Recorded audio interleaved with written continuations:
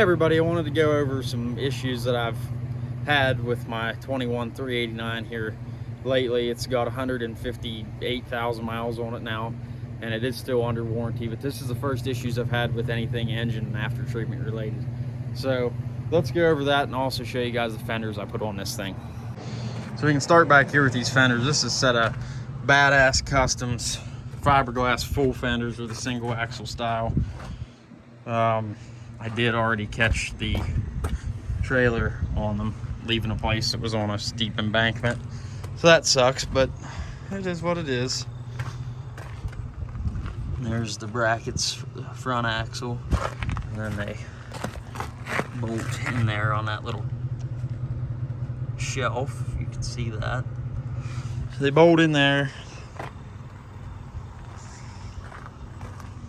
And now we'll get to the few issues that I've been having.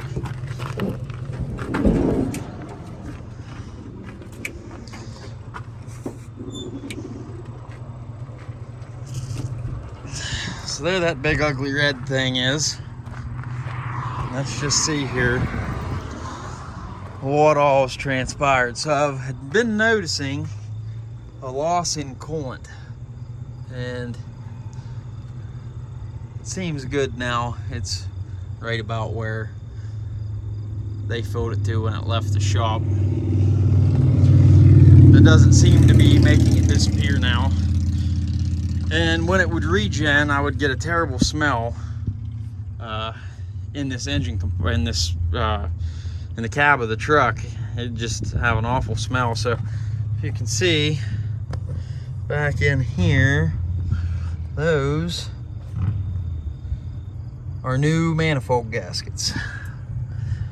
They were leaking at the manifold gaskets, and then you can also see where this new EGR cooler is unpainted. So that's what this truck got. That was the reason why the coolant was disappearing. The EGR cooler was leaking, and I'm assuming something was wrong with this hose. They didn't really say, but that's a new hose. So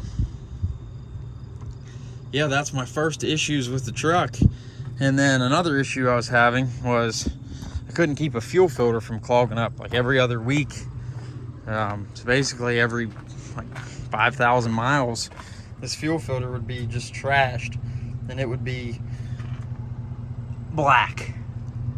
Now that one's been on there for a little bit now, but it would have been clear black. And they put injector O-rings in it. They said the injector O-rings were letting fuel leak back in and contaminate that filter. So they put new fuel filters on the truck when it was at the shop, and that's been a week ago now. And it seems a lot better than it was. Usually every 2 weeks I was putting a filter on it, and that was completely ruined. So yeah, the X15, we are just now at 158,171 miles. So that was the first trouble I've had. It's got 2-year 250,000 mile warranty on it. So they went ahead and took care of that. Let's go ahead and look at the invoice here. So here's the invoice, and we have seal O-ring, clamp bolt, gasket exhaust manifold, turbo gasket, gasket oil drain, washer sealing, EGR cooler kit, hose, fuel filter, labor, and then Cummins warranty coming in clutch here with the negative $3,408, which left me with a balance of $104.84 for the fuel filter and the fuel filters and the labor to put the fuel filters on. So yeah, it was a fairly short project. They had it done in about 4 days. So just getting it in the shop was the biggest trouble. Just everybody's so busy, but I'm happy to have it back. My International sits in there torn apart at the moment. That was weird. Camera did some weird stuff there. So yeah, as far as issues go, that's the first bit of trouble that I've had with this. Engine-wise, I had the radio and the bunk blower motor that didn't work when I first bought it. 30,000 miles on it, but that's since been fixed, and it's been good ever since. So everything seems good on the truck. I did add a few things. Get this shut. We put the Kenworth style grill bars in this grill, which I think makes this thing look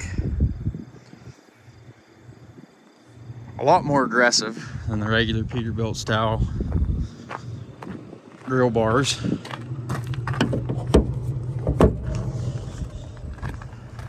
A new bumper, a 20-inch square end bumper, put lights across the bottom of it. Yeah, she's looking pretty good. Of course, there's a 9300 here. That's got a cat in it. And then I'm back to pulling my Ravens, which is painted up to match the truck. My Rettenauer, I still have it. I just wanted to give it a break for a while. It needs a couple tires, and I've just been a little lazy here and not wanted to mess around with it. I did put a new air tank on this. I got an aluminum one from Ravens, which seemed to be the way to go. Couldn't find one, and the steel ones rust up so bad, I just went ahead and got aluminum. But I do really like this trailer. I think I like it a little better than the Rettenauer. I couldn't tell you why I like it better. It just seems like I like the way that it pulls better, I think, is what it comes down to. And maybe I'm partial to it because I painted everything to match this truck, and I didn't paint this one at all because it was hooked to my other truck. So it didn't make any sense to paint it brown.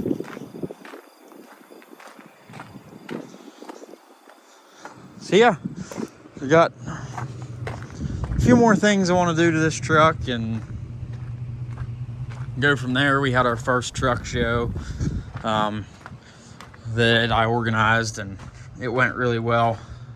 So I think we'll continue to do that, and I'll continue to do some things to this truck as we proceed. I'm thankful that I got some fenders on it before the back of the cab got all shipped up. Of course, I put the watermelon lights in the back of the bunk, and need to get some ICC tape because pressure washer sure does like to peel that stuff off. But yeah, 158,000 miles, and everything seems to be good on the truck. I guess I did put a RLK visor on it and got rid of the straight across visor. I like that bow tie look a lot better. So yeah, things are coming along. I appreciate you guys watching. Check back for more.